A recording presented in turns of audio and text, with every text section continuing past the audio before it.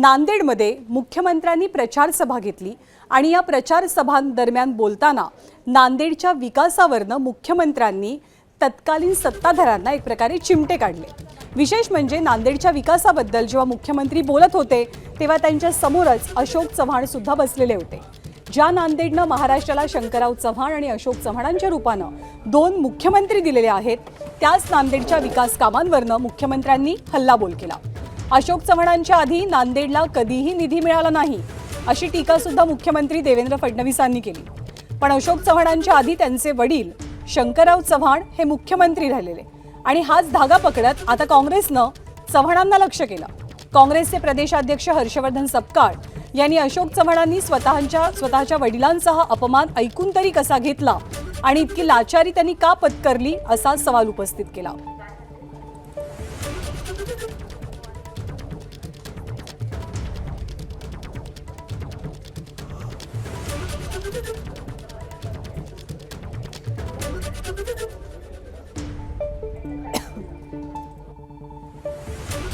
खरं तर मला या ठिकाणी सभा घेण्याची आवश्यकता नव्हती। अशोकरावांसारखं नेतृत्व नांदेडमध्ये आहे, पंकजाताई आपल्या इन्चार्ज आहेत, युवा खासदार गोपचेडे जी आहेत, सगळे आमदार या ठिकाणी आहेत। पण मी एक ठरवलं, या निमित्ताने नांदेडच्या जनतेचं दर्शन मला घेता येईल म्हणून खऱ्या अर्थानं या ठिकाणी मी आलोय। आपण बघा, नांदेड सारख्या शहरालाही अशोकरावांनी ज्यावेळी गुरुतागद्दी होतं त्यावेळी मोठ्या प्रमाणात निधी आणला। नांदेडमध्ये त्या काळामध्ये कामं झाली, पण त्याआधी किंवा त्यानंतर ज्या प्रमाणात सरकारने पैसा दिला पाहिजे तो पैसा कधी मिळाला नाही, कारण त्या प्रकारची भूमिकाच नव्हती। पण ती भूमिका 2014 नंतर बदलली। आता आपल्याकडे हजारो कोटी रुपये हे या वेगवेगळ्या शहरांच्या विकासाकरता येत आहेत। 70 वर्ष एक संकल्पना होती, ती संकल्पना काही चुकीची नव्हती, पण संकल्पना अशी होती, भारत गावात राहतो, गावाचा विकास म्हणजेच देशाचा विकास। पण 70 वर्ष आमच्या राज्यकर्त्यांना शहरांचा विसर पडला, शहरात लोक राहतात याचाही विसर पडला। शिक्षण, आरोग्य, रोजगार याच्या संधी या शहरामध्ये होत्या, त्यामुळे गावातनं लोक शहरामध्ये यायला लागले, शहराचा विस्तार वाढायला लागला, पण नियोजन मात्र कुठेही नव्हतं।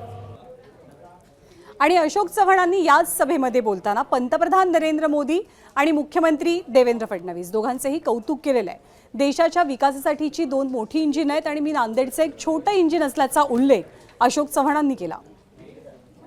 ट्रिपल इंजिन ज्याला आपण म्हणतो ना, ट्रिपल इंजिन, सगळ्यात मोठं इंजिन, देशाचं मोठं इंजिन म्हणजे नरेंद्र मोदींचं पॉवर हाऊस आहे। मोदी साहेबांच्या ताकदीने देश चाललाय। महाराष्ट्राचं इंजिन देवाभाऊ, नांदेडचं छोटंसं इंजिन अशोक चव्हाण आहे असं मी म्हणणं चुकीचं ठरणार, बरोबर आहे की नाही? आणि मग 3 इंजिनने डब्बे खेचले तर आपली गाडी पुढे जाईल की नाही असं। पण काँग्रेसनं अशोक चव्हाणांच्या भूमिकेवरती जोरदार टीका केली आहे। अशोक चव्हाणांनी इतकी लाचारी का पत्करली असा सवाल उपस्थित केलाय काँग्रेसचे प्रदेशाध्यक्ष हर्षवर्धन सपकाळ यांनी। आजचा हा प्रसंग कुठलीही राजकीय टिप्पणी करण्याच्या अनुषंगानं अयोग्य आहे। इतपर जर त्यांच्या प्रत्यक्षात जर मुख्यमंत्री काही बोलत असतील तर हा एका अर्थानं त्यांचा अपमान आहे, त्यांच्या वडिलांचा अपमान आहे आणि तो अपमान हा कसा सहन करतात हे देखील एक दुःख आहे। एबीपी माझा, उघडा डोळे बघा नीट।